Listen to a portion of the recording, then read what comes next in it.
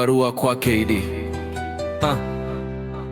Mama Gerard Trez, sijui ni Samia ama ni Sinia ama ni Suluhu bila suluhisho.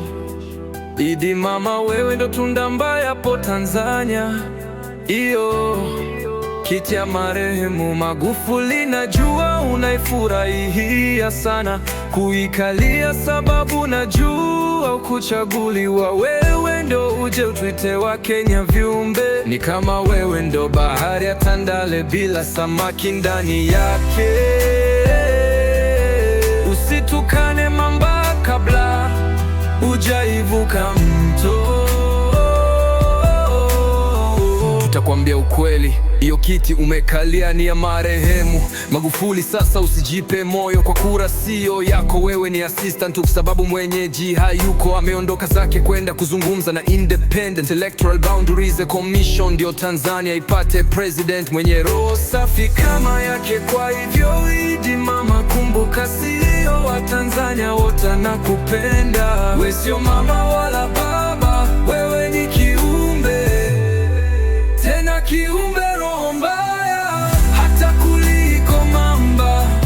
Ndio sababu kona laana hapo Tanzania kwa kukubali kuikalia kiti ya marehemu kwa urahisi bila kurudi kwa uchaguzi.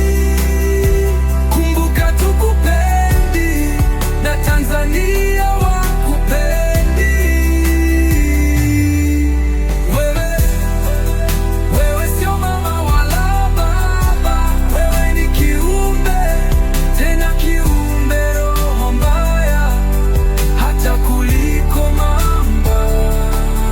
Ndio sababu uko na laana hapo Tanzania kwa kukubali kuikalia kiti ya marehemu kwa urahisi bila kurudi kwa chaguzi. Kumbuka tukupendi na Tanzania wakupendi.